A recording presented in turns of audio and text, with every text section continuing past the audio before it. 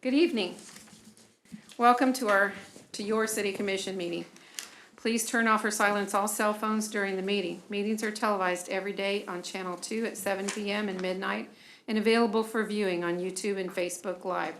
The first item on the agenda is a call to order, the Pledge of Allegiance, followed by a silent meditation. Today we have the Boy Scout Troop 167 with us, and they will come up and lead us in the Pledge of Allegiance. All right.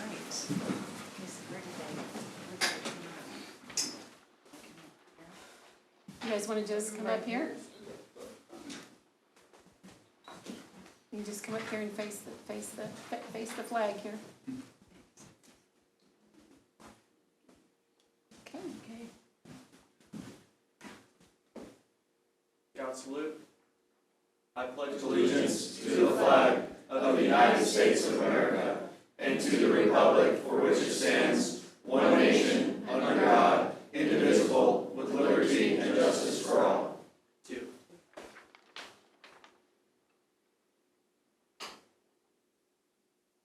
Thank you. Thank you guys so much. Let's give them a hand.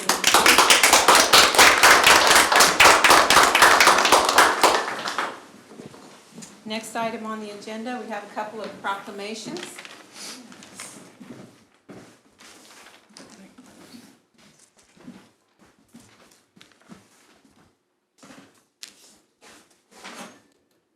Thank you again to all the Boy Scouts that came tonight. You do such good work in our community, and we appreciate everything you do. Thank you. The first proclamation is National American Indian Heritage Month. Whereas the history and culture of our great nation have been significantly influenced by the American Indians and indigenous peoples, and whereas the contribution of American Indians have enhanced the freedom, prosperity, and the greatness of America today, and whereas their customs and traditions are respected and celebrated as a part of a rich legacy throughout the United States, and whereas Native American Awareness Week began in 1976 and recognition was expanded by Congress and approved by President George Bush in August 1990, designating the month of November as National American Indian Heritage Month. And whereas in honor of National American Indian Heritage Month, community celebrations as well as numerous cultural, artistic, educational, and historical activities have been planned. Now therefore I, Nancy Bowder, Mayor of the City of Leavenworth, Kansas, hereby proclaim November 2021 as National American Indian Heritage Month. Pamela Sarles, are you here? Yes. Thank you very much. Would you like to say a few words? Thank you. I'm sorry. You all are not getting my best side. Oh, not that the other one's any better, but first I want to show you this before I start. This is my 4th great-grandmother. Her name is Nanny Ward, and my 4th great cousin, and his name is, in English, I'll say it, it's Atatala Kula Kula, or Tisi U Gansi Ni, which is dragging canoe. He was not a very nice person. He was a warrior. Anyway, before Kansas was purchased, they were part of the Louisiana Purchase in 1803. In 1877, Nez Perez surrendered in Montana Territory. He was then brought to Fort Leavenworth. I don't know if you all knew that. And he was held as a POW.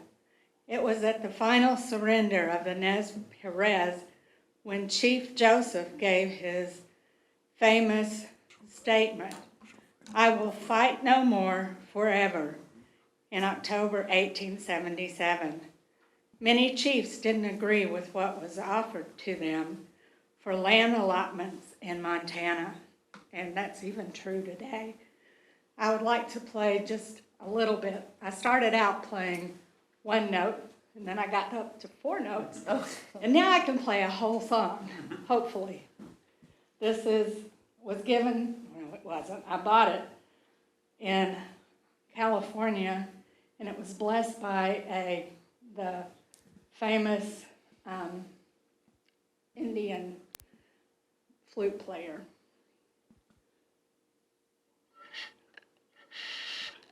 I say I can.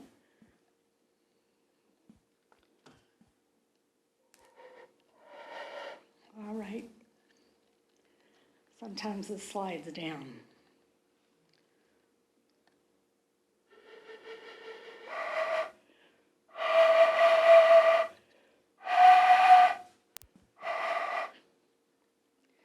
Okay, it's not cooperating.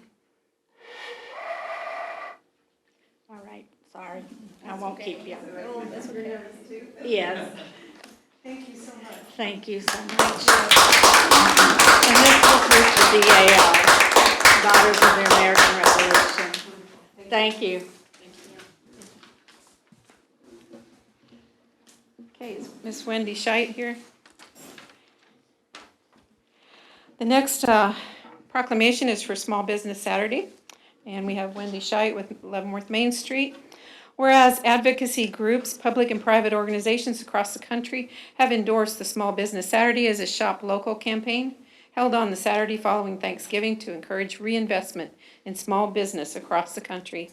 And whereas small businesses employ over 55% of America's workers, either owning or working for small business, and whereas 87% of consumers in the United States agree that small businesses are critical to the overall economic health of the United States.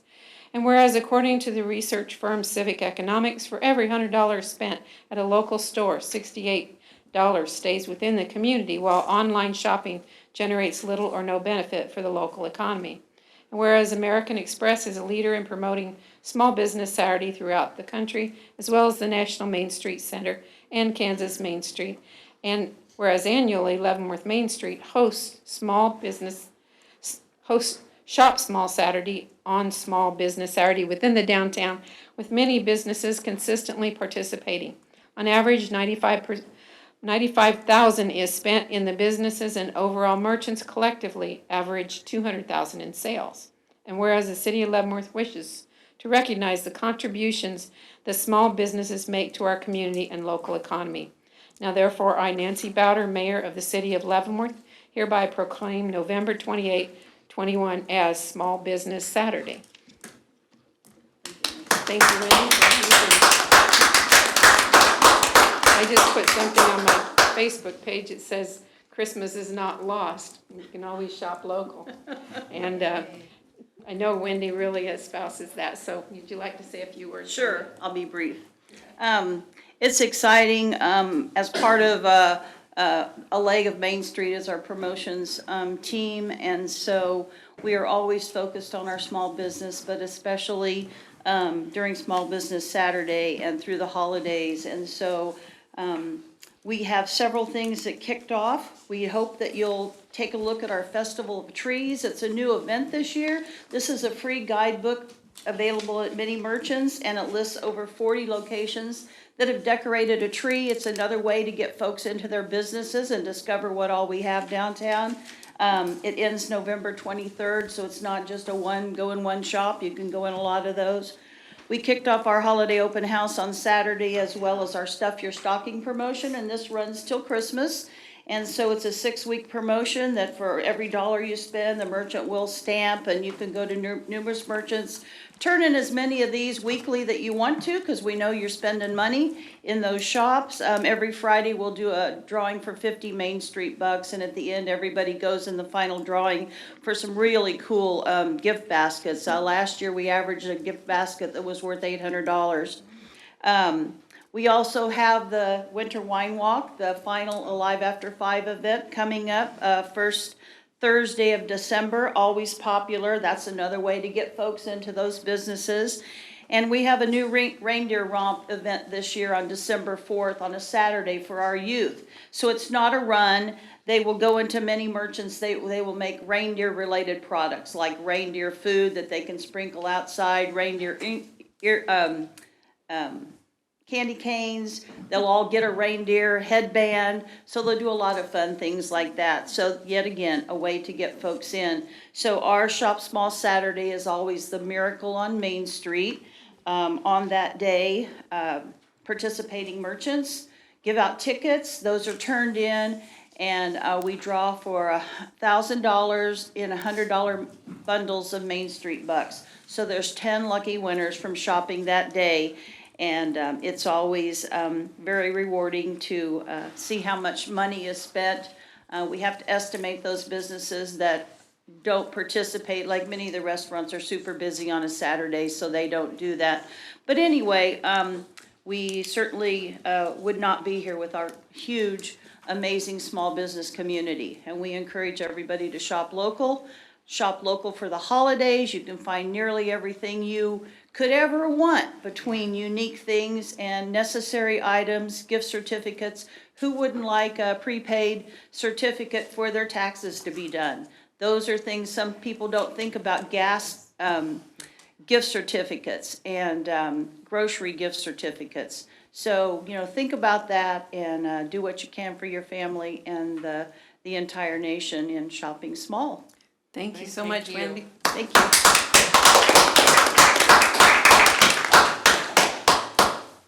Next item on the agenda is Employee Service Awards. The employees are not here tonight. They will be recognized at the Christmas party this year. So, in 2021, 11 employees reached a milestone in their career with the city of Leavenworth. These employees are being recognized for their faithful, dedicated, loyal, and continuous service to the city. And the awardees are the 10-year awards: Charity Fry, Executive Administrative Assistant; Chris Hendrickson, Fire Driver Operator; Sean Holland, Fire Department. I'm just going to say Fire Department. Richard Markovich, Fire Captain; Brandon Macer, Fire Captain; Sean Milburn, Streets Equipment Operator 2. 25 years of service: Deborah Gillespie, Senior Court Clerk; Daniel Nicodemus, Deputy Police Chief; Michael Shore, Deputy Fire Chief; Eric Sunblum, Fire Captain; Christopher Walters, Fire Battalion Chief. 15 years of service: Eric Heim, Fire Driver Operator; Jeffrey Porter, Fire Captain; Nicholas Verbanik, Fire Driver Operator. 20 years of service: Hal Burdett, Chief Building Inspector; Lee Burleson, Zoning and Code Administrator; Tammy Metzger, Community Center Manager; and Neil Vogel, Police Sergeant. Thank you to all employees, and like I said, we will recognize them at a later date. Thank you. Yeah. Next item.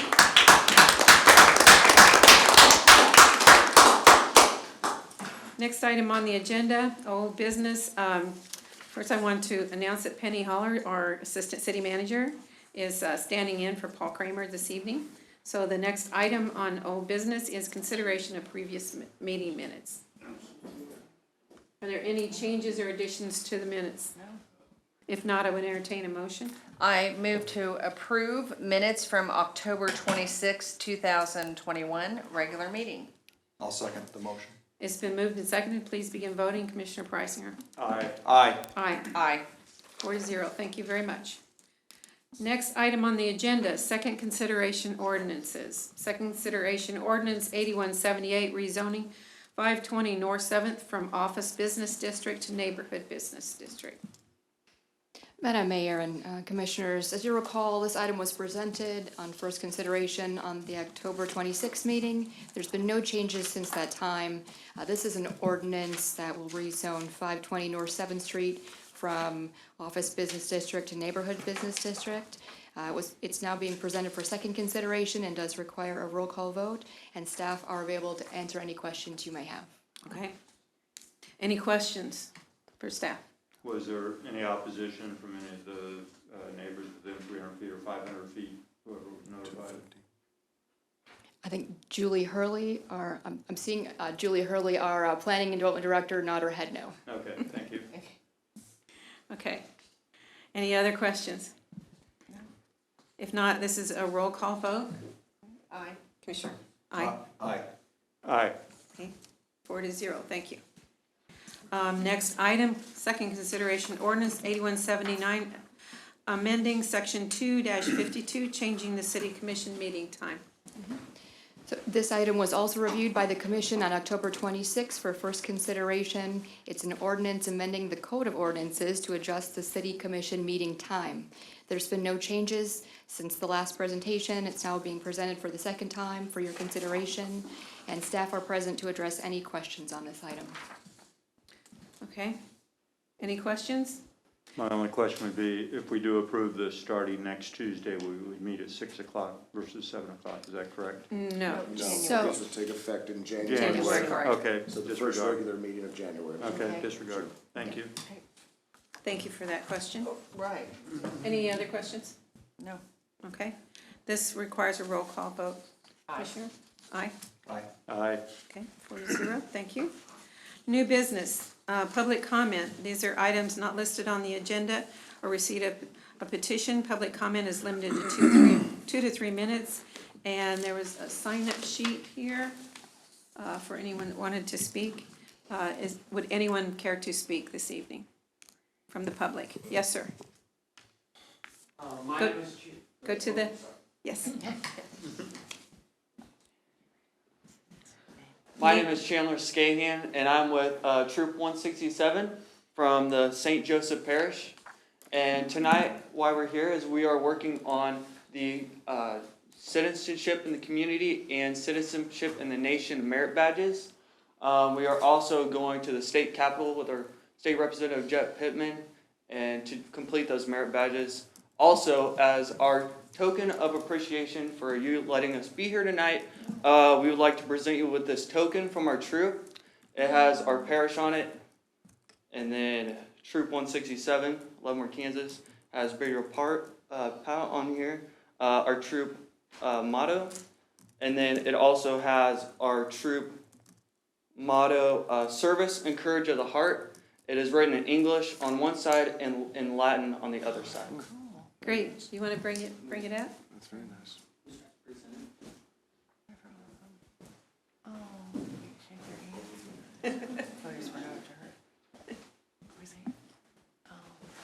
Thank you. Thank you. Here, thank you. Thank you. Thank you so much. Appreciate it. Thank you. Thank you very much. That is awesome. That's wonderful. Thank you. Thank you very much. Thank you. Thank you, guys. I go to this church. I do too. Yeah, that's awesome. All right, thank you so Thank much you, for yeah. this recognition. We appreciate it. You guys do good work. Thank you. All right, is any other citizen care to speak tonight? If not, seeing none, we'll move on. General items, number 6, review properties given time at the September 14th meeting to prepare. Okay, go ahead, Julie Hurley. Thank you, Madam Mayor and Commissioners. As you said, this is a review of the properties that you looked at the September 14th meeting in regards to potential demolition. The following 8 properties that we're gonna look at tonight were granted an extension to November 9th to commence repairs on those properties, and so we're taking a look at the 8 that you gave those extensions to. Okay. So the first property is 628 Osage. This is a single-family house and accessory structure that has active water service. 620. 620 Osage.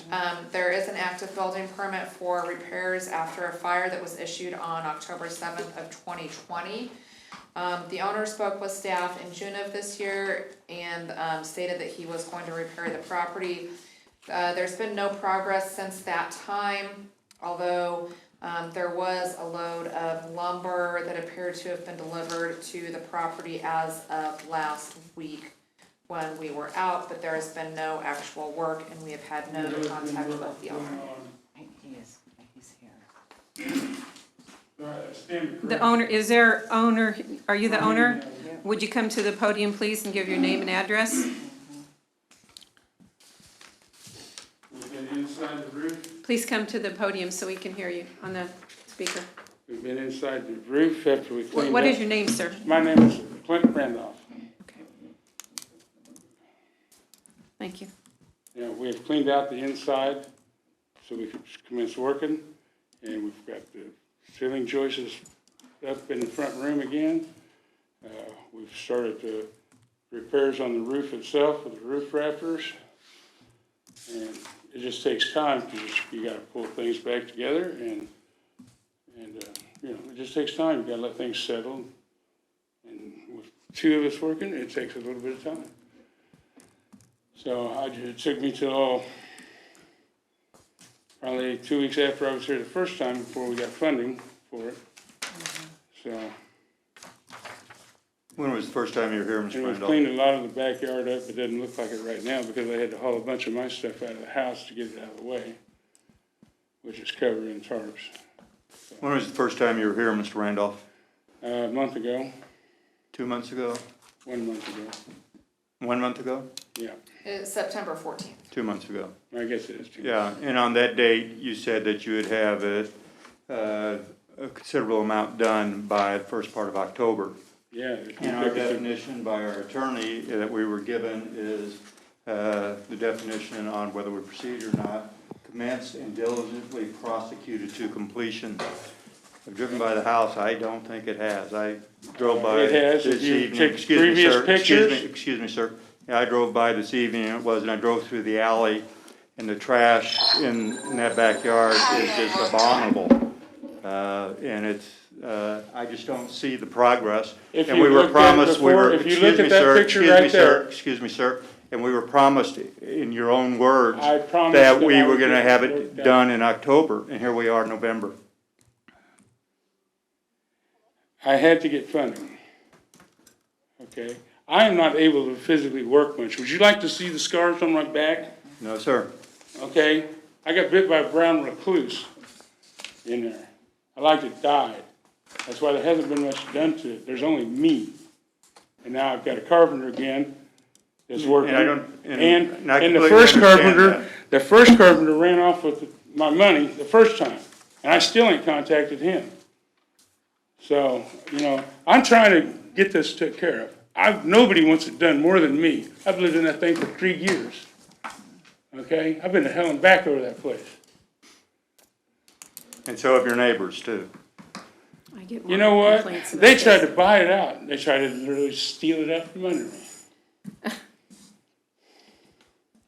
They could have had it if they hadn't backed out. That's not my fault that they backed out. But- Backed out 4 hours before we were supposed to send it to them. My point is, on September 17th, September 14th, I'm sorry, was at our meeting on September 14th, and I reviewed it tonight. You gave us your word that you would have it substantially completed in October. I was asked if I thought I could be able to get something done with it. That's what I agreed to. Hey, When was the I'll actual talk to you in a fire? minute. When was the actual fire? Back here. Yeah, they just now took her to court, March? the arsonist. March of 2020, I believe. Yeah, March of 2020. Okay, so it's been over, almost, 18, 19 over a months. year and a half. Well, it says the owner spoke with staff in June of 2021 and stated he was going to repair the property, and then there was no contact. You wanna know why there was no contact? Because I never got the letters. From January last year till June, there were city letters sent that were never delivered to me. Never. And I have proof and witnesses when I finally got them from the post office. Now, you might lose a little mail, but if you lose a batch of mail, you lose a week. You don't lose 2 letters January, 2 letters February, 2 letters in March. Somebody was picking through my mail. And then at the same time, I was down here, I had to rent an apartment Okay. in Choctaw because the doctors was not gonna release me until I had a better place to stay. Thank you, sir. Go ahead and have a seat.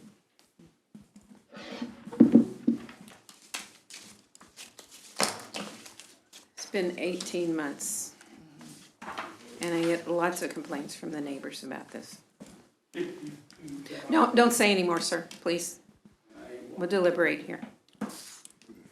Madam Mayor, if I can say, I just want to remind the commission that you already did take the action authorizing the demolition of the structure within the reasonable amount of time. So the action for you would be to take, if you were to take any action tonight, it would be to whether or not to offer more of an extension on time on that. But you already have taken the action to authorize the demolition. So if that would be the commission's will, there really isn't any action you would take, except just to direct staff generally that, you know, you're not taking any further action on this. We're about ready to put the roof back on it the next day.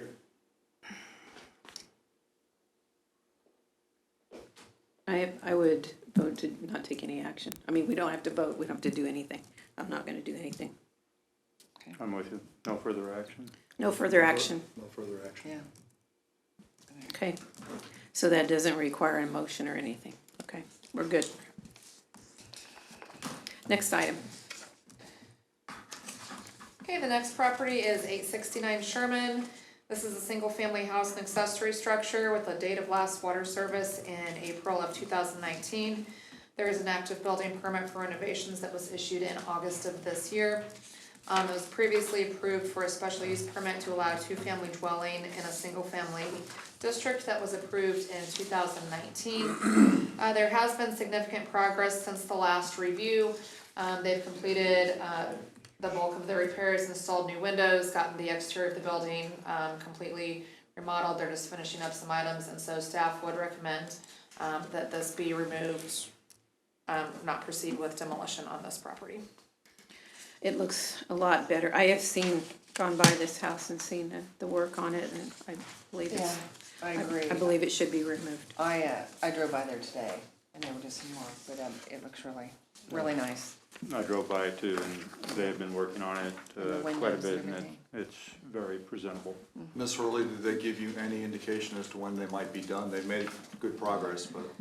I don't believe we've had contact with them recently. We've just noted that there's been continuous progress since we've last reviewed, and so we're confident that it'll be completed, and if there's any minor items that are not, that we could handle that through general code enforcement actions. I'm good with that. Okay, do we have any other questions, Ms. Hurley? If not, I would entertain a motion. I Madam think Mayor, we'll do are we the gonna do Sorry. at the them all? end, so we'll Oh, I'm kind of sorry, do a okay. consensus on each and then do any motions once we Okay. get to the end. Okay, the next property is 918 Potawatomi. This is a single-family house with the last water service, August of 2014.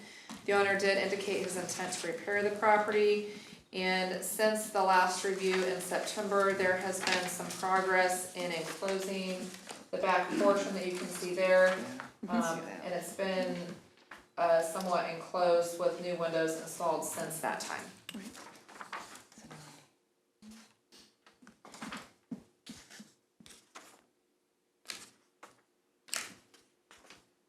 I mean, were there other defects with respect to what that needed to be fixed besides the rear addition? So that rear addition was really the primary, it had been started and not really, let's get back to some of the earliest. In May, you can see there, the roof there was some significant issues with the roof. And then that rear portion had been started or deconstructed. I'm not really sure what had gone on with that previously. But since that time, by September, there'd been some work on the roof. The roof is no longer in need of repair. And then now we're at the point that that back portion has been enclosed. Okay, so, So really the most significant issues have been taken care of at this point. all right. So, We could just, as far as taking it off the demolition list, it could be, because it doesn't have all of the, At this point, it would not this qualify. checklist would not For qualify. our, Yeah, you're looking at unsafe and dangerous structures at Right. this point for Okay. demo list purposes. Good. Okay. So that could be removed. Any indication from the owner as to when the I don't repairs believe might we've be had any complete? contact with the owner, but again, they've been working. I would just working say, it. I don't know how we keep, I mean, I'd like to see it completed as soon as possible, but is it gonna take 3 months, 6 months, 9 months? So that's the only thing I'll throw out there, cause we always get into this time But deal. with this, it's just removing it from the demo list, so Right. we're gonna demo it Right, now. right. Yeah, I okay. got that. But Okay. I'm just interested Otherwise, in it's them code, it's a continue- code issue then. Right. right. Right. Right. And so I would, that's correct. And hopefully, it won't Yeah, I agree with you, though. be subject to any code enforcement violations, but I guess we'll see. Yeah, and any of these that the commission elects to remove, code enforcement will continue to monitor and make sure that we stay on top of any issues that are still present. Okay, Okay, the next property is 919 Potawatomi. This is a single-family house and accessory structure. This was a fire damaged structure. Date of last water service was in October of 2020. There has been no change and no contact from the owner since we last reviewed it. okay, I believe somebody is here. Yes, Madam Mayor, Richard Beheeler, I'm counsel for First Bank, which is the current owner of the property. It obtained ownership of the property approximately 2 months ago, right before the last September council meeting, through a sheriff's deed as a result of a foreclosure sale. Okay, So we've simply been in possession 2 months. At that time, I represented to the council that they were sending out a bid for work for a six-figure rebuild of the house. It's been a challenging construction environment to find people available. Construction workers are not waiting by the phone. However, a contract has been signed. The work is to begin actually 11/12. It's a 5-week project should that contract complete. I will comment about that further, that the bank has pursued a dual track policy with respect to this property. Obviously, the bank is not intending to own the property, and it has received an offer to purchase the property. The buyer is aware of the circumstances of the property and the municipal violations associated with the property. That buyer has not purchased the property yet. The buyer will have until 11/16 to exercise that option. MidFirst Bank will begin construction 11/12. It will continue with construction through completion should the buyer back out. But once the buyer purchases it, knowing what he knows, he's either going to impress the council with his diligence in pursuing a remediation of the property, or he will end up catching a falling knife. so how long has the bank owned it? I can present the council with the trustees, the sheriff's deed, but it was, I think was conveyed by the sheriff on September 10th. Okay, We would, I appreciate the concerns expressed by the council, and I was here at the September meeting about these matters dragging on and on. I would request another 30 days to keep this on a rather short leash, and if the council is simply not impressed with progress at that point, we understand what the remedy is. But in this situation, the bank really has a 2-month history with this property. and if you don't sell, you're working on it to get it to where it comes off the demolition list, I assume. If I may, I have the scope of work that has been authorized. May I present it to? Yeah, I don't think Clerk. that's not in here, is it? No. No, No, okay. we haven't received that. I think it's intended to do more than, it's intended to make it a viable house for resale. Okay, Right. So the bank would fix it up Yes, sir. typically and then That sell would it. be the expectation. It's a Yeah. 5-week project from, the scope of work envisions a 5-week completion date from the initiation of construction, which is 11/12. take that, yeah.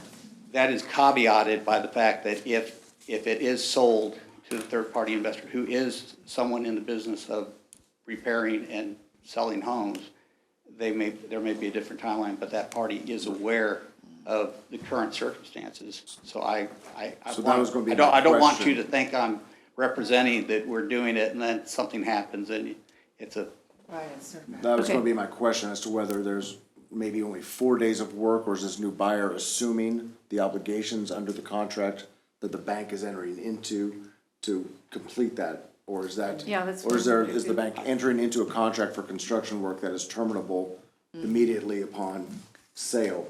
That's the that's not something well, I don't think I quite to understood. answer council's question, If the bank were to sell it to the buyer, it would become the buyer's responsibility, and the contract that is evidenced by the scope of work would conclude.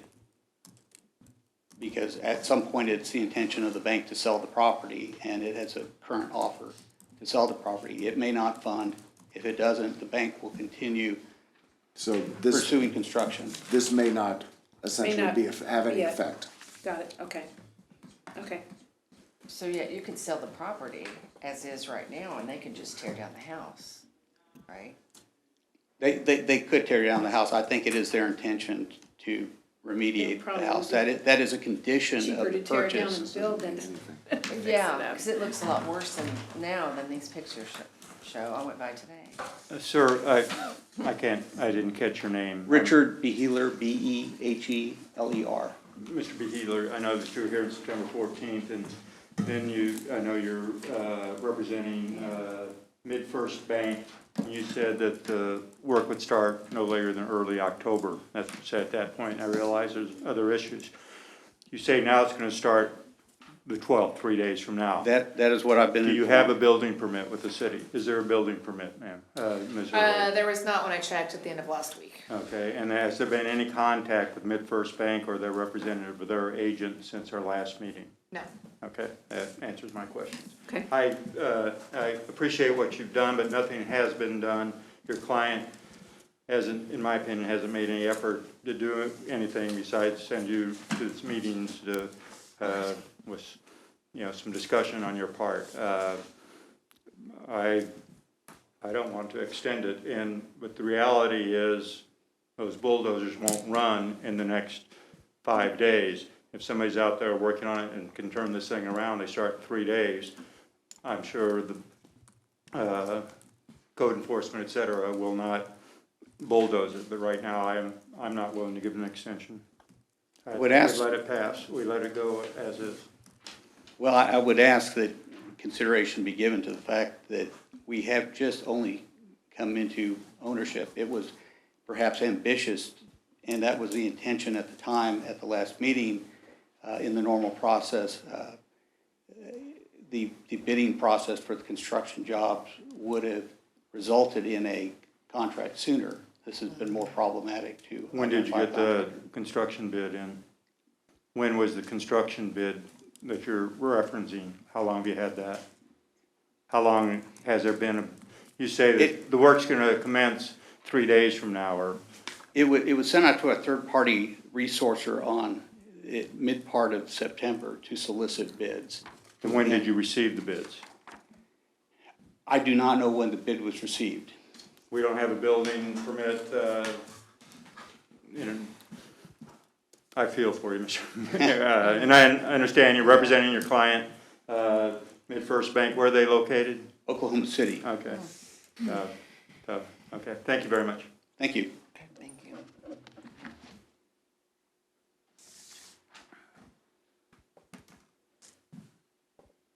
What are your thoughts? I I already heard what you're saying. I understand what you said. That's good. Yeah, you know where I am. Yeah. I don't know, it's awful complicated. Mm-hmm. I think I feel most comfortable just taking no further action. That's one of our options, correct? It is, sir. That's where I stand. And I feel the same way. No further action. That's 3 out of 4, and we vote the same, so we're not voting, so we're not taking any action. Agreeing. Okay. Okay. Okay, the next property is 706 Garfield. This is a single-family house. Sir, with- wait a minute, just a second. May I ask a point of clarification? I understood here, the point of no action taken means you will, It's already been decided, yeah. be decided as be This described. would be an So exception. the city commission, under Kansas statutes, took action to have this building essentially abated, the nuisance demolished. And they gave a reasonable amount of time for the statute for that to be done, and that was roughly 60 days or until this next meeting. Without that being done, the commission has taken no further action to extend the time. So the standing resolution to abate the unsafe or dangerous structure is in effect. And staff's direction will be to continue with the abatement process. And for the sake of perhaps. So there would not be any other matter coming before the commission unless staff elects to bring something because of other work being done or something along those lines. But at that point, that would just be up to staff's discretion. And is there an estimated timeline for when destruction would occur? It's typically at least 6 weeks. There's a number of, we use federal funds to do these, and so there's a number of environmental reviews, that type of thing that we have to go through, so, excuse me. So if we would see work done between now and when we would actually have a contract put out for demolition, we would bring it back to You the could, but commission. there's no requirement that it be brought back for further action. Okay, thank you. And she doesn't have a building permit yet, so you need to have a building permit if you're gonna Understood. start working on it. Thank you. Okay. All right. Okay, next item. Okay, so next property is 706 Garfield. Now, this is a single-family house. Date of last water service was December of 2014. The owner did sign a remediation agreement and has been in contact with staff and indicated their intent to repair. They do have a contract to get the painting done, and the screen porch will be repaired as well. The contractor has contacted staff and verified that there is a contract in place with work to begin later this week. And so at this point, staff would recommend that this be removed from the demolition list, and we can just pursue this through code enforcement action if there ends up not being the work completed. If it doesn't fall under the category of needing demolition, I would agree with that. Okay. Okay. Commissioners, are you good with that? Yeah. Okay, I'm good. thank you. Next item. Okay, the next property is 767 Charles. This is a single-family house and accessory structure with date of last water service in February of 2018. The owner previously had indicated his intent to self-demo the property. At this point, siding has been partially removed from the primary structure. Staff has been in contact with the current owner as well as an individual who is interested in purchasing the property. We did speak to both parties yesterday. There is now apparently a contract in place for this to be purchased. And so the owner's here and he can kind of update you on where they're at. Mr. Boland, would you state your name, please? Clayton Boland. Yes, I do have a signed contract with, I don't know if I need to mention his name or not, but if you need it, I can mention it, but. No need. I don't But think that's necessary. we're gonna move forward, we should close here maybe this week, since it's a cash deal. And their whole intention is to remodel the house and clean it up. I had everything set up, that's why the siding was off, to tear I it see down. that. Work's been done. One of the persons, already. one of the people I called that moved one of the utilities wanted to buy it, so that's how that happened, so. Mr. Bowen, you said you got a contract to sell it, but you said it's our intention to remodel it. So Not you still- our, their intention. There, Yeah. okay, I misunderstood you. So, once you sell it, you're out of it? Yes. Okay, and you expect to close this week? It could happen this week, it just all depends on how quick the title and everything gets written up, so that's out of our. Does your buyer know that it's on the demo list? Yes. Yeah, I've spoken with him. Okay. He understands the process and where it's at. If we take no action, it has a life expectancy of approximately 6 weeks, is that correct?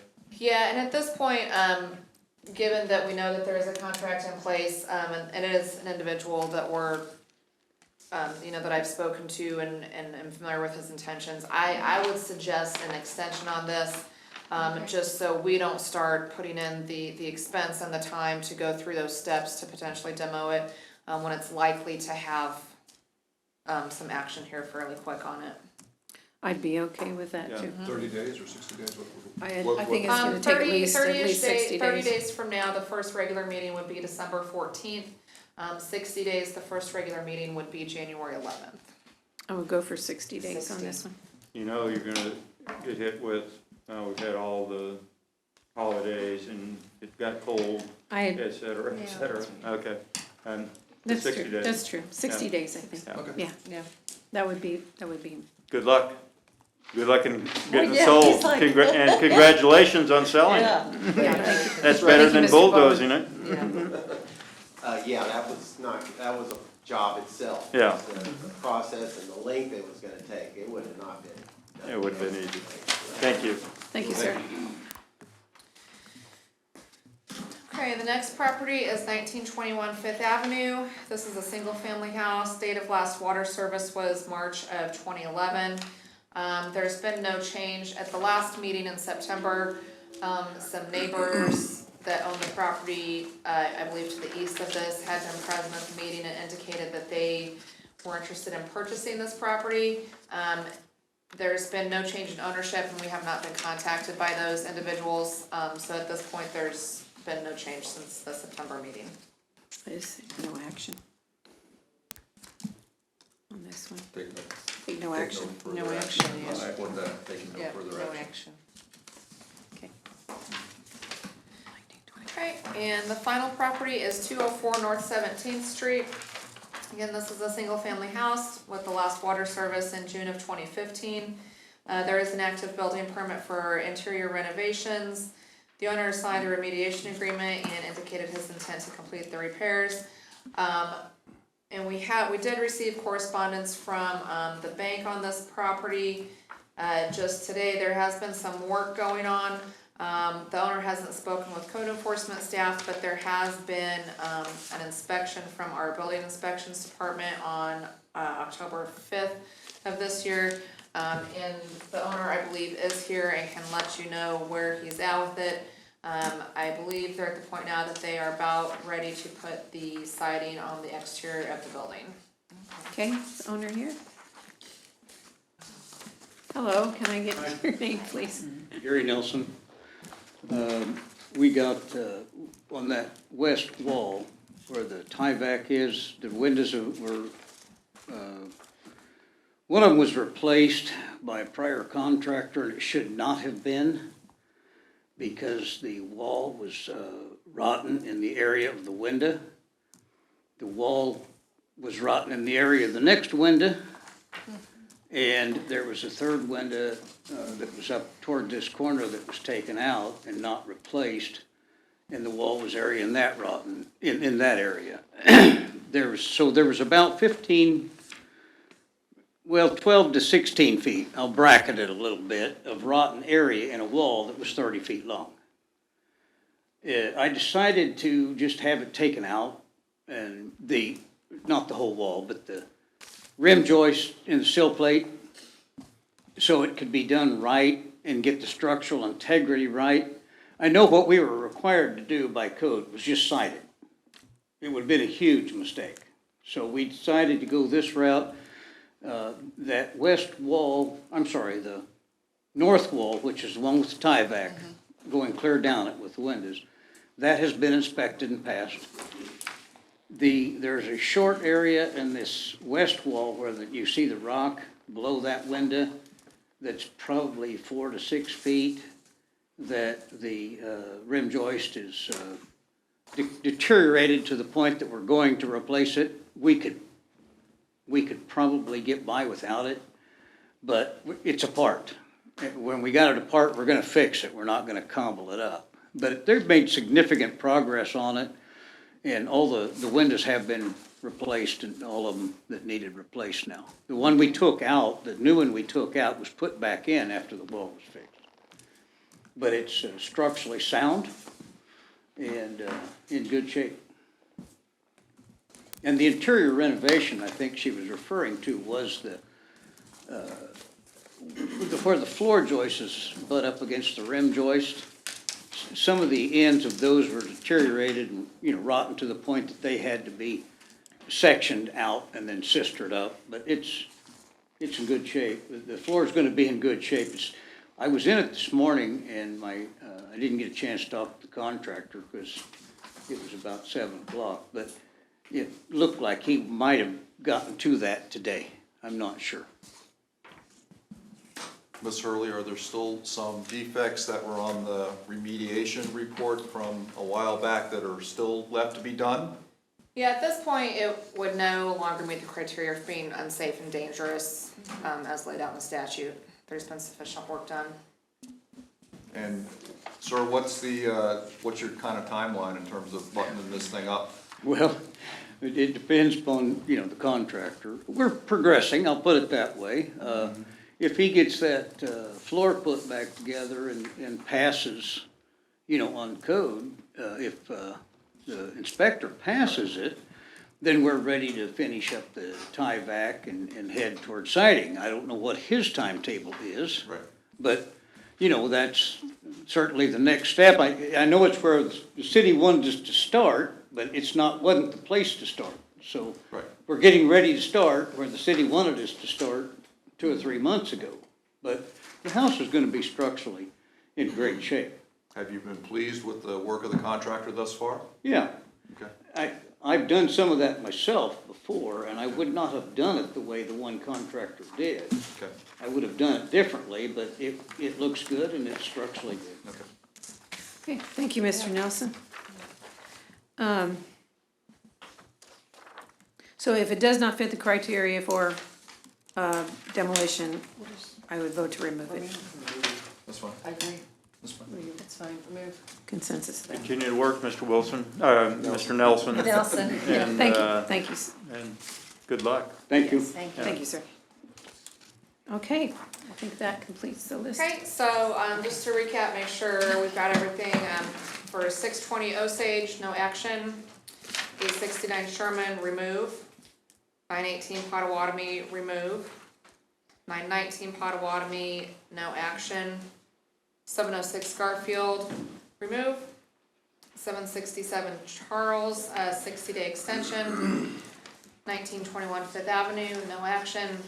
And 204 North 17th, remove. Correct. That's correct. Okay, is there a motion? I move that we accept the timeline and the actions that the Ms. Hurley has just summarized for us. I second. Okay, it's been moved and seconded. Please begin voting. Commissioner Preisinger. Aye. Aye. Aye, Aye. 4-0. Thank you. Thank you. Thank you. Okay, next item on the agenda, mayor's appointment to Grow Leavenworth County Development Corporation. I move to appoint to the Grow Leavenworth County Development Board Ted Davis to an unexpired term ending May 31, 2022. Second. It's been moved and seconded. Please begin vote. Commissioner Leonhard. Aye. Aye. Aye. Aye. And thank you, Mr. Davis, for volunteering to serve on this committee. Okay, next item is consider a waiver to allow bow hunting of private property less than 3 acres under the Urban Deer Management Program. Madam Mayor and Commissioners, the police department's before the governing body asking for you to exercise your authority under section 8-302 of the municipal code of ordinances that governs the Urban Deer Management Program. For many years, the city of Leavenworth has operated an urban deer management program that allows bow hunting inside the city limits during bow season that's established by the state of Kansas. The ordinance governing the urban deer management program specifies that no hunting is allowed on a parcel of less than 3 acres without a waiver approved by the city commissioners. Properties may be combined to reach the 3-acre minimum. Police department received a request from a hunter and a property owner to use 3 parcels of property in the city of Leavenworth that equals 2.48 acres. Those properties are 401, 403, and 501 South 14th Street. On the dice, I have a map of those parcels of property that outline that. The property owner, Bart Julian, has granted permission for the hunter to use the property. That communication was included in the policy report that verifies that. We have also spoken with him a couple of times and he's comfortable with that. The staff conducted an on-site inspection of the location to ensure that it was satisfactory to meet proper hunting guidelines, and it does. The most important factor is that there is a piece of property that is directly north of the properties The far one, that is a piece of city property that is just about 1.5 acres. So in total, realistically, there will be a 4-acre piece of property if you granted the waiver and gave the person permission to hunt on city property. So it would be a 4-acre parcel that the person would be hunting on. Again, so there's no budget impact. We'd be asking you to grant a waiver to allow those 3 parcels of property in Leavenworth to participate in the Urban Deer Management Program, and further to allow them to combine that with the 1.5-acre city piece of property to participate. And I will be glad to answer whatever questions you have about either the Urban Deer Management Program or this waiver. Questions, sir? Madam Mayor, Chief, it goes without saying, but would you please clarify that it's bow hunting only? That's correct. Yeah. Bow hunting only. No firearms. No firearms at all. Just bow hunting. It's not allowed within the city of Leavenworth. Just want to clarify. Right. Yeah, thank you. Yes, sir. And is there a certain season for that bow hunting, or is it year-round? Yes, sir. There's a certain season. It's established by the state of Kansas, the Department of Wildlife and Parks. That is September 13th through December 31st of this year. Okay. So if we pass that tonight, he can go out this weekend, he can go out tomorrow. Yes.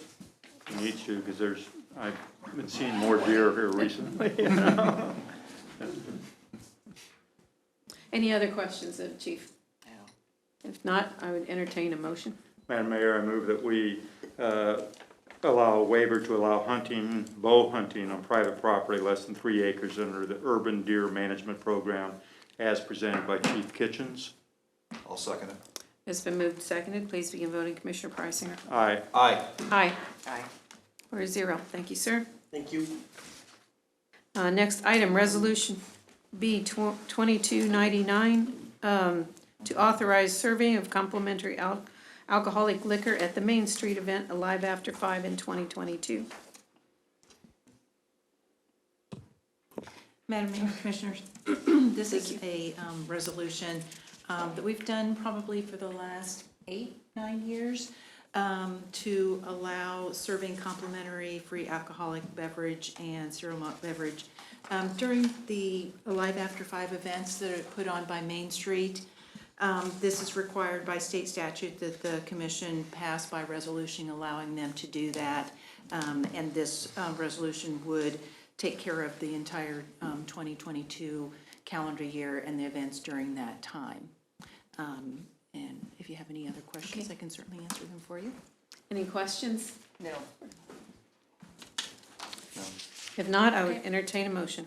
Okay, I move to approve Resolution B 2299 to authorize serving complimentary free alcoholic liquor Leavenworth Main Street Program Alive After 5 events as presented. I'll second it. Been moved and seconded. Please begin voting. Commissioner Leonhard. Aye. Aye. Aye. Aye. 4-0. Thank you. Next item, Resolution B 2300, declaring the necessity to appropriate private property connected with K7 and Eisenhower intersection improvement project.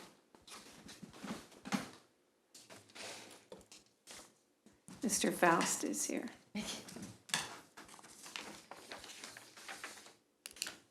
I have Public Works Director Brian Faust presenting this and items 11, 12, and 13 on the agenda tonight. Thank you. Yeah, thank you, Madam Mayor and Commissioners. The item this evening is consideration and possible approval of Resolution B 2300.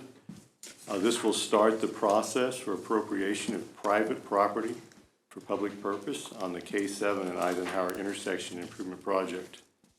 The City of Lansing and KDOT partnered in a cost-share program for improvements to the intersection of K7 and Eisenhower Road.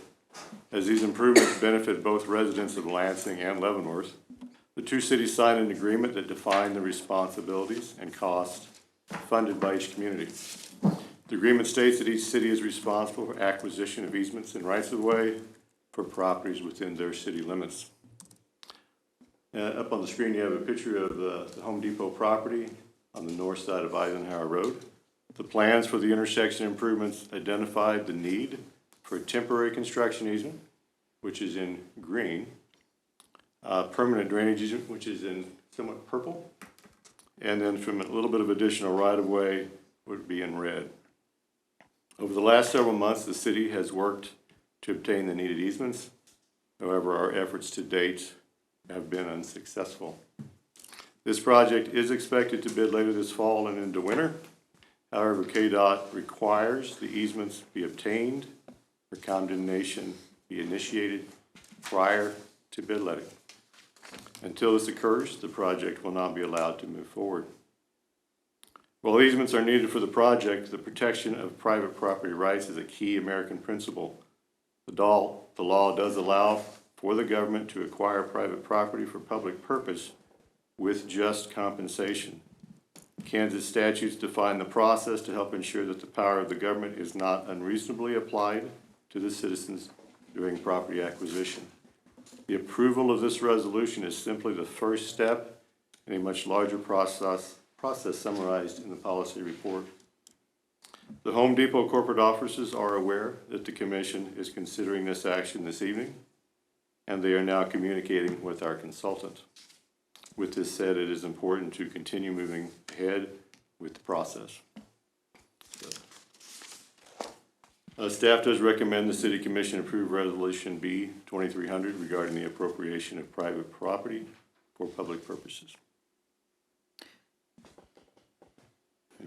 You happy to answer any questions? Does Home Depot realize this will help their business, if there's improvement on that corner? Well, I mean, and some of the concerns they expressed were they didn't want to lose any sort of buildable property, Okay, which they're not. The drainage easement is in the creek. okay, I mean, they don't lose that. The other concern that they expressed was when we do reconstruct their driveway, how are the trucks going to get access to the site?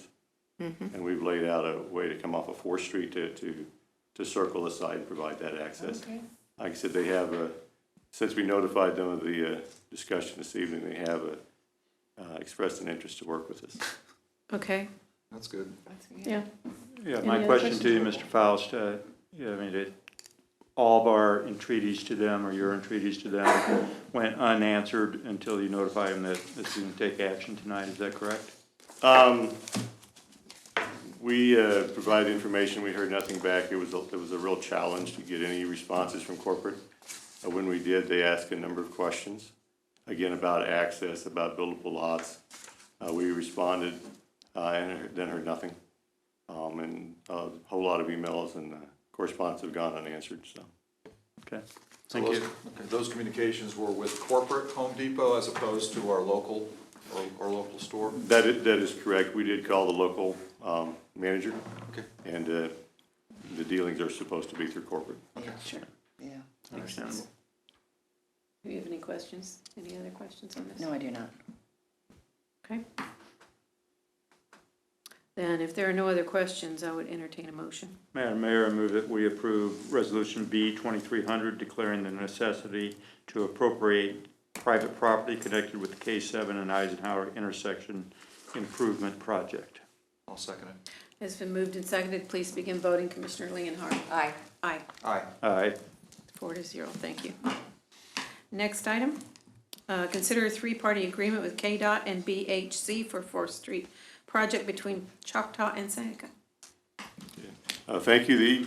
The issue this evening under consideration is authorizing the mayor to sign a contract for preliminary engineering design services with Brumgard, Hanamichael and Company, or BHC, and KDOT for the 4th Street improvements from US 73 from Choctaw to Seneca.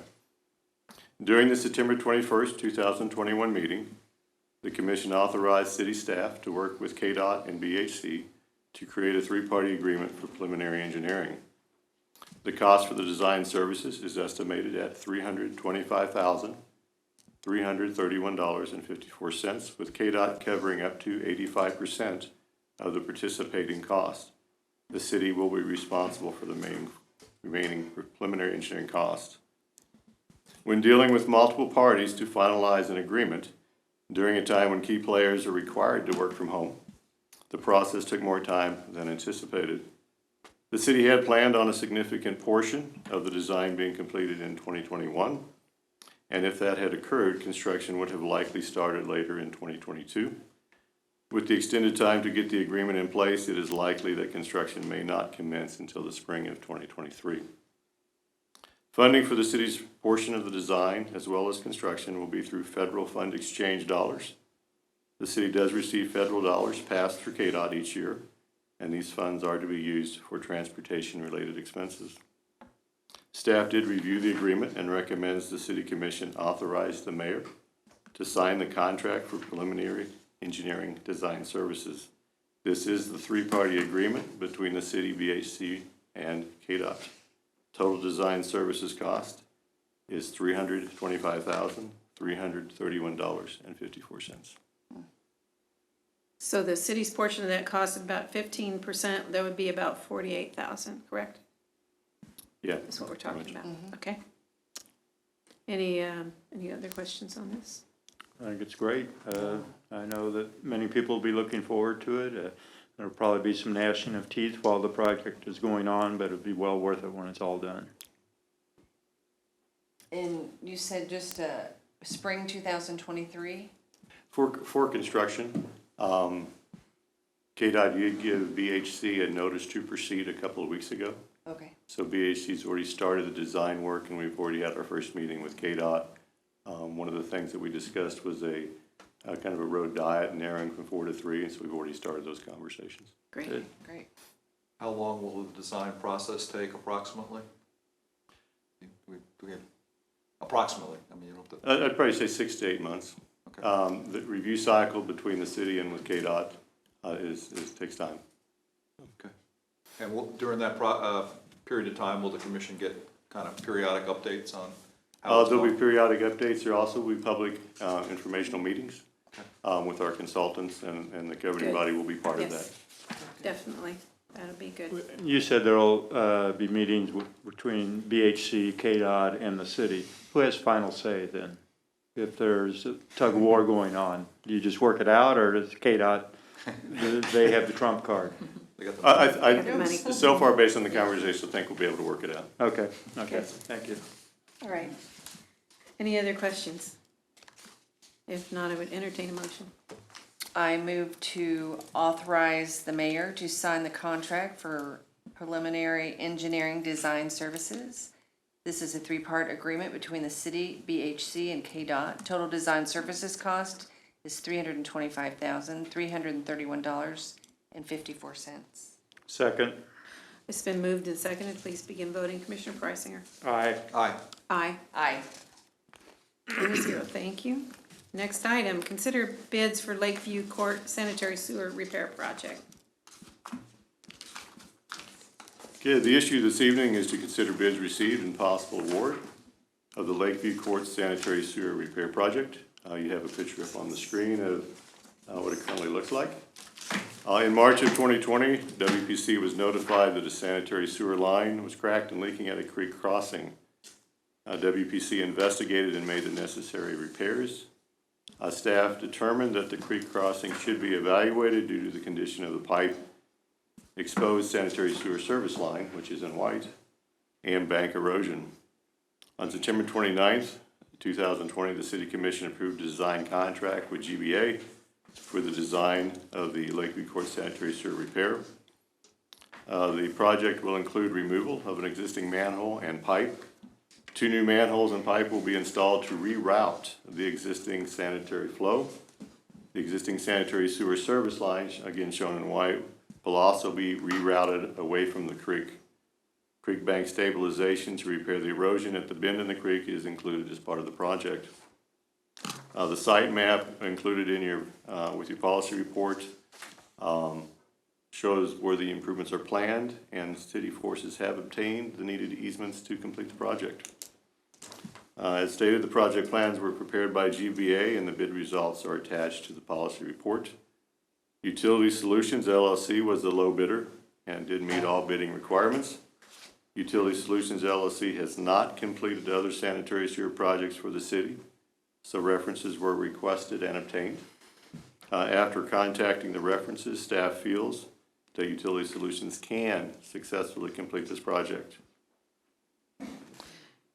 There's a big, The firm is here this evening. okay.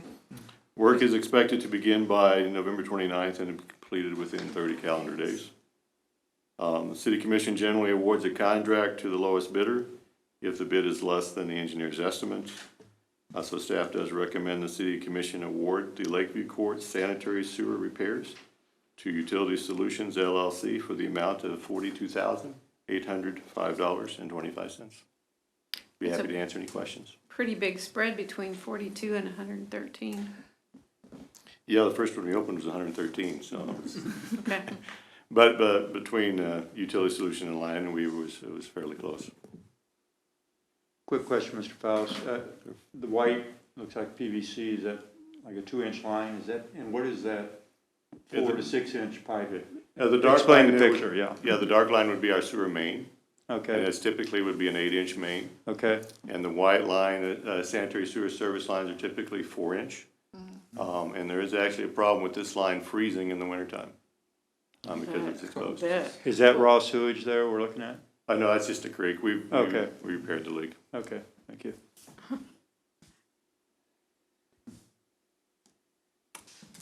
Does the owner want to say anything? What's that? You didn't have to if you didn't want to. We're okay. Any other questions? No. If not, I'll entertain a motion. Madam Mayor, I move that we approve the bids for the Lakeview Court sanitary sewer project awarding to Utility Solutions LLC in Baser in the amount of $42,805.25. I'll second it. It's been moved and seconded. Please begin voting. Commissioner Leonhard. Aye. Aye. Aye. Aye. Okay. Good luck. Thank you. Good luck. Okay, next item. Consider design services contract with Alfred Benish and Company for the 2022 pavement management plan. The issue this evening is to consider approval of a contract with Alfred Benish and Company for the development of the 2022 payment management plan and to initiate the process to build the programmatic approach to long-term pavement management for the city of Leavenworth. Brad Johnson and Chris Harker from Alfred Benish are here this evening and would be happy to address any questions that you may have. A pavement management plan is an asset management process used to allocate resources effectively and to maximize the service life of pavements. This process does include systematic process for inspection, evaluation, project planning, and maintenance of the entire street network. The information collected as part of this process is used to identify the appropriate maintenance strategies, such as preventative maintenance, major rehabilitation, reconstruction, and stopgap measures for each street based on pavement condition, expected service life, desired level of service, and street classification. Pavement management strategies are defined as the preventative maintenance, which is typically our granite seals, our pressure paves that we've done the last several years. Those treatments are usually done on roads that are in satisfactory condition, and the treatment does help keep our good roads good. Major rehabilitation, this involves the application of structural pavement overlays, so that our mill and overlay program we do each year falls under major rehab. Reconstruction is the replacement of existing pavement and subgrade to restore the original service life of the pavements. An example of that would have been Thornton Street, which we constructed in 2019. And stopgap measures includes pothole patching and small-scale, full-depth patching. And I would say no matter how much money a community spends on pavement, we're always going to have potholes. So whatever we do as far as the pavement management plan, there will always be potholes out there. Right. To highlight work done to date, city staff did create a dashboard showing the streets that have had various pavement strategies, except our stopgap measures, applied since 2010. Mitch from our GIS division will present a short overview of the pavement work from 2010 up through 2022. Great. Mitch? The goal, as Brian just mentioned, was to show where streets have had some kind of treatment method applied, what that treatment method was, and when it was done. This here is a dashboard that I created using our GIS software from Esri. We have our own map here, fully interactable. You can zoom in and out. Clicking on any one of these pavement sections will bring up a dialog box. The dialog box is the same as you see on the right side. It's information such as what the street classification is, in this case it's an arterial, how many lanes, It also does provide some PCI numbers from 2016 and 2019. In this case, there was a treatment method applied. It was a clink project in 2012. Zooming back up. This street list also does update as you zoom in and out as well. But the left side is probably the more important part, or more interesting, maybe I should say. This first section here is the treatment type. From 2010 to 2021, there have been 7 different treatment types to streets. We have cap seal, grant seal, as you can see here. Clicking on any one of these will update the map and basically filter it. So there are quite a few streets that have mill and overlay. We do a lot of, hold. We look fake sometimes. Granite seal is quite popular. We've done a lot of streets with granite seal. You can select multiple ones too if you want to see every single street we've ever done. That's amazing. It is. The next filter is the application or the filtering of years based. So if I want to see what we've done in 2017, you can see that we did a lot of pavement up on the north end of town. 2018, reversed. With this, you can also select every single year.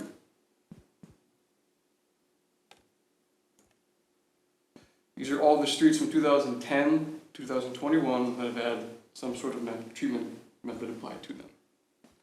We can do the inverse of that and see all the streets that have been untreated in the past 11 years. All right. You can combine both of those filters, treatment type and treatment year. So for example, in 2018, did we do any mill and overlay? Some of 20th Street, for example. Yeah.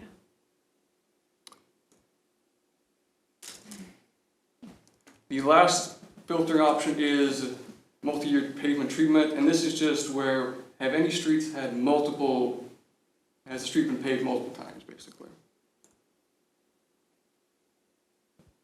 Not too many of those streets have been paved multiple times. If you want to see, did that actually update properly? Apologies. Oh, that's why. I'm gonna make sure you're looking at everything. There we go, that looks better. These are all the streets that have had multiple years of treatment.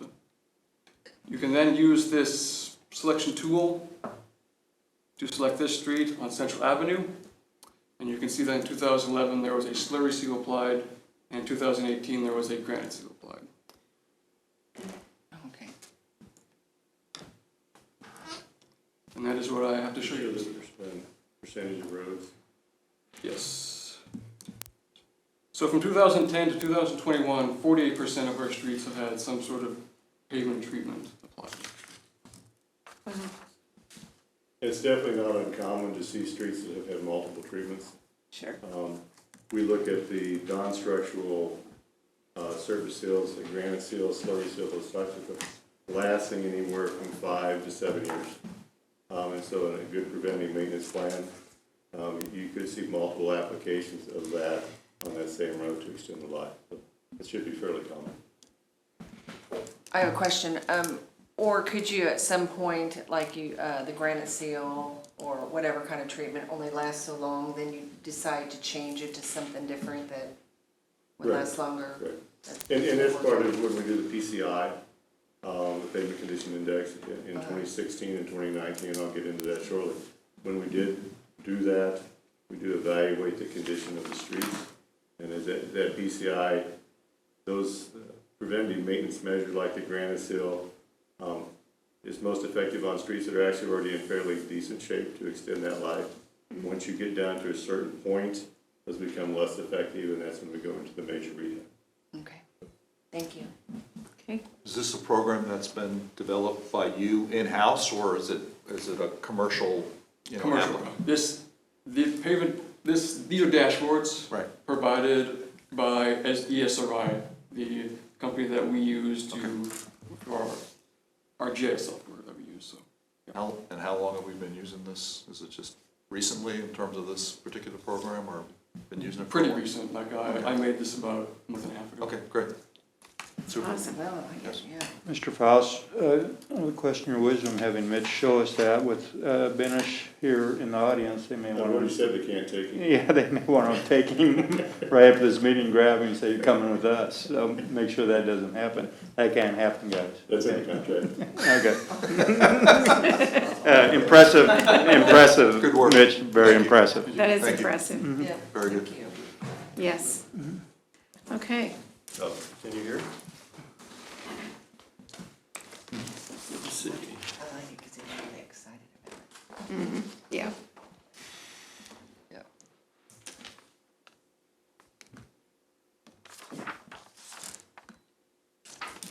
Get this right. Yeah. Okay. Prior to 2016, staff and the consultants visually inspected our city streets and entered their observations into a software program. The output of that program was used to help determine the yearly payment plan. Starting in 2016, staff contracted with Stantec to provide an independent, objective payment condition analysis for all of our city streets using digital evaluation techniques.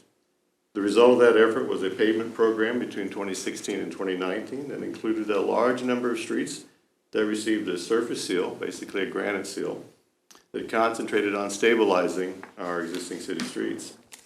Staff once again used the services of Stantec in 2019 to reevaluate and update the pavement condition of the city streets.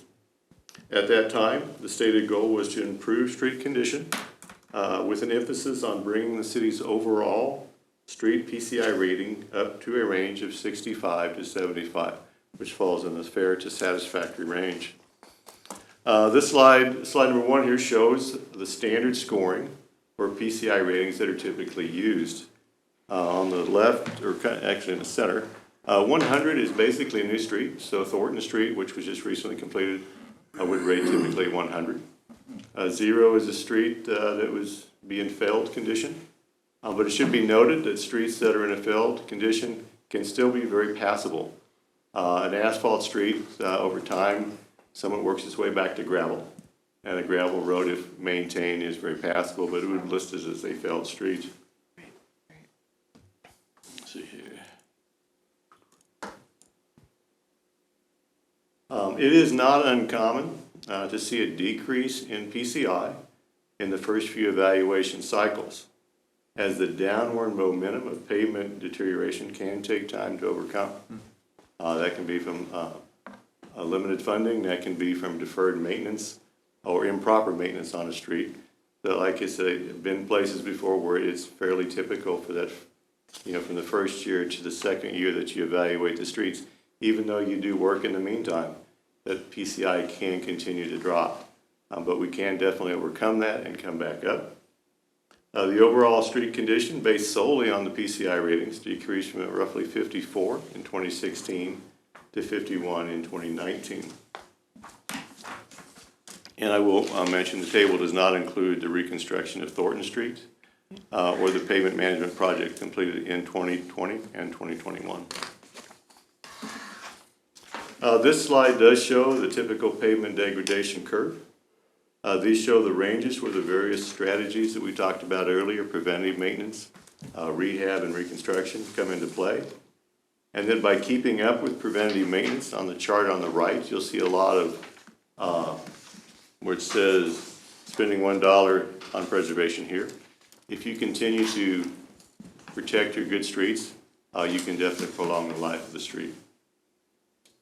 While the PCI is an important component of an overall pavement management plan, the program should take into account level of service and other factors to help prioritize pavement restoration decisions. Okay. There are a number of advantages of a pavement management plan, including improving the quality of the city street network in a financially responsible manner and helping identify the right treatment for the right road at the right time. Data-driven, defendable project prioritization process that helps maximize value and return on investment. Provides opportunity for stakeholder engagement. Does prioritize projects not only on PCI, but considers other impacts to residents and motorists such as roadway classification, deterioration type, peripheral access, traffic volumes, and other factors. And implementing a plan that considers both immediate and long-term needs.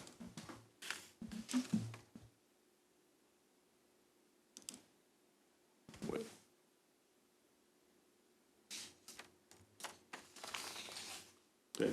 The scope of work for the first phase this year includes developing a specific street project list for 2022 and working with staff to prioritize upcoming PCI collection efforts, streamlining projects and processes, and building a level of service, a prioritization model with implementation plan. Okay. This will be the model used to identify future projects using the level of service method based on historic pavement data for 2023 and beyond. And that's our first phase. Milestones for the first phase are in spring of this year, 2022. There will be a work session with the commission to present the plan for our 2022 streets and to help better define the desired level of service and receive input on level of service priorities from the governing body and the decision matrix development. And then again, in early fall of 2022, a work session to present the program summary and recommended roadmap moving forward. The second phase of the project will be under separate contract and will start late in 2022 and will involve pavement management forecasting and 10-year CIP planning effort. This will look at annual spending and impacts of budget shifts and adjustments on the overall level of service of the city street inventory. The plan will incorporate all project level costs into estimates through modeling and new PCI data received in 2022 for use in a 10-year CIP. Plan will provide the governing body with details on current and future financial needs. It will also develop the bid packages for 2023, and they will be identified in late fall of 2022 for bidding earlier in 2023 to allow for summer construction. Okay. Alfred Greenwich does have extensive, successful experience in helping communities develop comprehensive payment management programs. They also understand funding limitation and challenges working with communities of all sizes. Staff does recommend approval of the design services contract with Alfred Greenwich and Company for developing a comprehensive payment management program in the first year in the amount of $123,518. Again, Brad and Chris and Mitch are here this evening if you have any questions. Any questions? Good presentation, thank you. I have a question in terms of, once this program or longer range plan is in place, how far out do you see it going? 5 years, 10 years? And I know each year we'd probably take a look at it to see what adjustments would need to be made. Correct. What time frame are you looking at for the longer period for the plan or program? Well, we're looking at, again, to get the first thing we do is get the 2022 streets on the list. Right.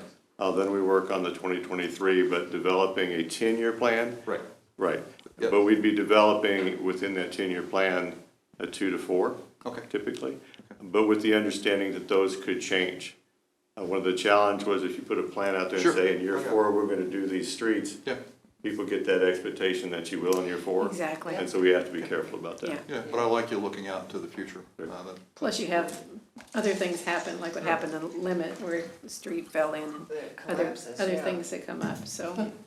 Madam Mayor, I do have guarantee. one other question. Yes, sir. So does this pavement management program / longer strategic plan, would that take into account maybe the future Thornton? You've mentioned Thornton a couple times this evening. I mean, I think there's some candidates out there for a project that's, gonna take more than your typical, mill and overlay of a mile length. So would it allow the commission to deal with a longer range and a more expensive project?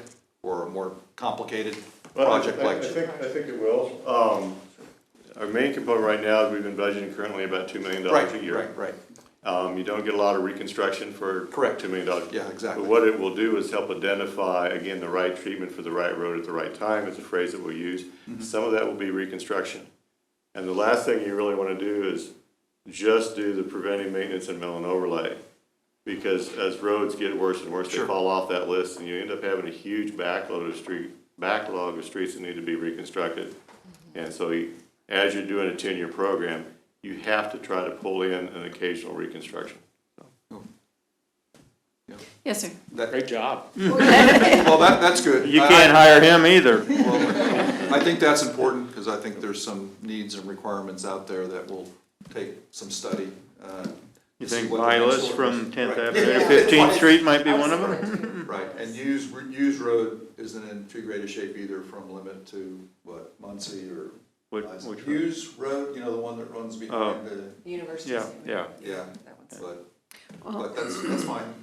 You answered my question. Thank you, Mr. Faust, I appreciate it. And this is Brad Johnson, he's with Benish. Yes, sir. Hello, Madam Mayor and Commissioners, appreciate the opportunity to be here.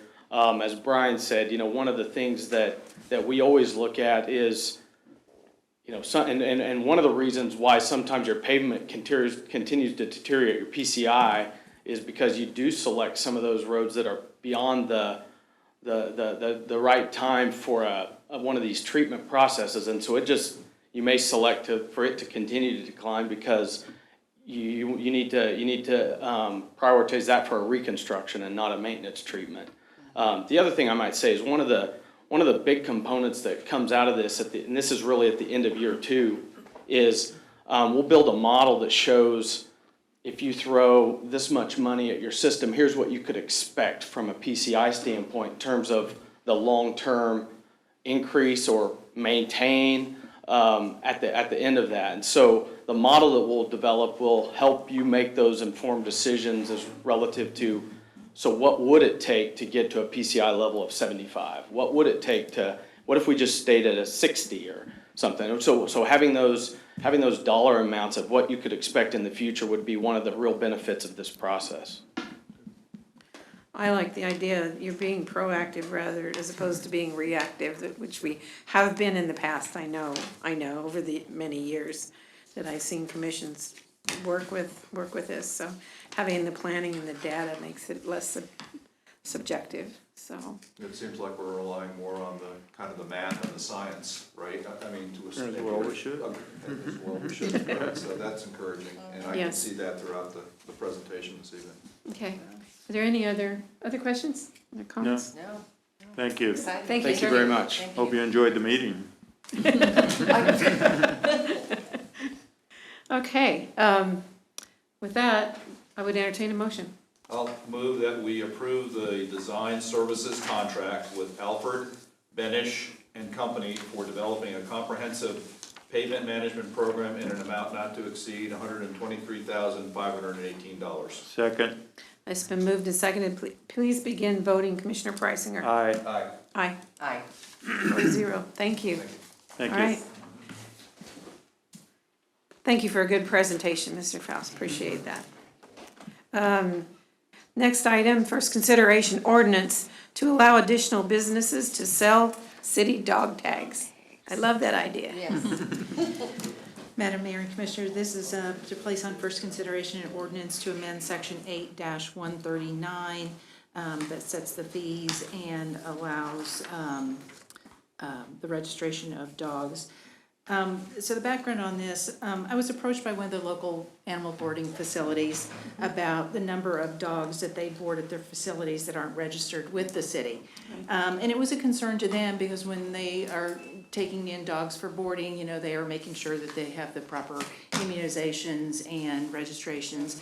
And what they find a lot of the times is the citizens just don't know that they're supposed to be registered. So they were just kind of talking about how to become more aware. And we do allow the vet offices in town to register dogs on our behalf. And when they do that, they get $2 of every dog tag. So we give them that little bit to help us out with that administrative work. So in talking with that facility, it just kind of developed into, hey, vets' offices do that. Is it possible that we could do that as well? And so staff, myself, the police chief, animal control, we kind of talked about it and don't see any downside to it, and would be in favor of allowing them to do that as well. It would just help get more dogs registered, more awareness, and just a little bit more flexibility for citizens to to get their dog tags as well. So that's before the commission this evening. Do you And have it would any just be questions on that? limited to just these businesses, the animal control facility or authorized veterinarian, the local Right, now boarding. currently, the city Currently clerk's is office, the veterinarian, animal control facility, and the local vets in town can issue tags, so that would allow any boarding facilities also to do the same. So we'll be adding the boarding facilities? Yes, if they want to Any do. feedback from the vets, were they concerned about it? I don't think they're I concerned don't at think all. so. It would be, wouldn't think they would be. Just an administrative thing for them, isn't it? Yeah. No inspection or anything. Yeah. Yeah, that's fine. And this would take effect with the beginning of the 2022 dog licensing season, so that we can get the additional tags in the books and just get everything ready for any of those facilities that do want to come on, so. Okay. No, I think that's great. Okay, are there any other questions on this item? If not, this is a consensus to move forward. Yes. Yes. Okay, there is a consensus. You want me to handle the consent agenda? That would be great, thank Okay. you. I was hoping. Madam Mayor, I move that we approve the claims for October 23rd, 2021 through November 5, 2021 in the amount of $1,402,238.84. Net amount for payroll number 22, effective November 5, 2021 in the amount of $342,434.58. No police and fire pension. I'll second it. Okay, it's been moved and seconded. Please begin voting. Commissioner Leonhardt. Aye. Aye. Aye. Aye. 4-0. Thank you very much. All right. The next thing is executive session. We don't have any matters after we come back. Do you want to go around the table now before? Sure. Yeah, that'd be great. We go to executive session, okay? Madam Assistant City Manager. Thank you, Madam Mayor and Commissioners. I just have one note. As everyone is aware, this Thursday, in honor of Veterans Day, city offices are closed. That means that trash service for Thursday and Friday will be delayed by one day. Okay, That's all I have. thank you. All right. Commissioner Preisinger, anything? As I mentioned, when we're talking about pavement management, Thornton, we did a big project, $4.5 million that we bonded, which is basically a mortgage, and worked out very well. I think Vilas from 10th Avenue to 15th Street probably needs to be on the horizon, as are a few other streets, as I mentioned, Hughes behind the University of St. Mary. Those are items that just cannot be taken care of in the CIP. The other thing I'm hearing throughout the community questions, I've been questioned quite a few times, I have no answers, is on the Alliance for Against Family Violence. Hearing rumors that they're closed, they don't have money, they don't have food. I don't know what's going on, but those reports, I don't want to say if they're rumors or not, that's fairly widespread in the community right now, and I've been asked questions, I have no answers. And it'd be very disappointing to me, as I'm sure it will with our law enforcement agencies, if in fact there is an issue there, and we, the city, not that we have any control over the Alliance, we did grant them $50,000 to stand them up again a couple of years ago. 2018. Yeah, I'd be very disappointed if something did fall apart, and I'm just wondering if the mayor or someone else possibly can reach out to the board of directors and maybe find out if there's any truth to these rumors, or if there's anything that we can take care of, that we can at least know about, have knowledge about. That's all I have. Okay, thank you. Commissioner? Okay, Commissioner? I do. There was some exciting news that, that happened this weekend. The JROTC Raiders became national champions. The first place overall female division, and this is, the whole nation. second place overall in the male division.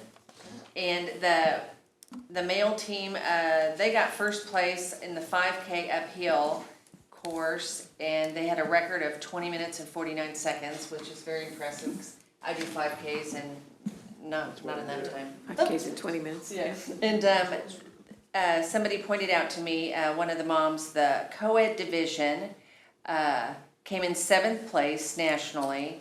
They're all freshmen and sophomore, and they've never competed before. So That's awesome. I want to do, a big hoorah out to all of them. You know, that's great. For this Where were the nationals held? It was it in Georgia? Georgia? Uh-huh. I know That's that. very exciting. Yeah, but no, I talked to one of the moms coming back, because her son was in it, and, yeah, so I wrote all this down, but it was just, and what happened is the females, they came in second last year, so this year they came first, and then the males, they were third last year, and they moved up to second, so. Good. Yeah, no, great job. Very proud. Very proud. That's all I had. Okay. The next item is executive session. Is everybody finished with this? Okay. Veterans Day Parade. She already mentioned it. Okay. Yeah, okay. Yeah, come out to the Veterans Day Parade. Yeah, I was just saying the Everything offices else. were closed and the trash pickup. but I It was starts like, at 10:30 yeah, on but I was Thursday, like, so come out to come the and parade. enjoy. Yeah. Hope the weather is good. Okay, does somebody want to read this motion? How much time do we need? 15 minutes, so that would get us at 8:56. Madam Mayor, I move that we go into executive session for personnel matters of non-elected personnel, and we return to this room at 8:57 by this clock in here. I'll Is there a second. second? It's been moved and seconded. Please begin voting. Commissioner Leonhardt. Aye. Aye. Aye. Aye. All right. We are adjourned for executive session. All right. The result of the executive session, would you like to Yes. give a I motion? move to approve a 2% merit increase for city manager Paul Kramer, effective with the first check of the 2022 payroll. I second. It's been moved and seconded. Please begin voting. Commissioner Preisinger. Aye. Aye. Aye. Aye. Okay. That passes 4-0. With, Madam Mayor, I move that we adjourn. I second. Thank you. All those in favor? Aye. Aye. Aye. We are adjourned. Thank you.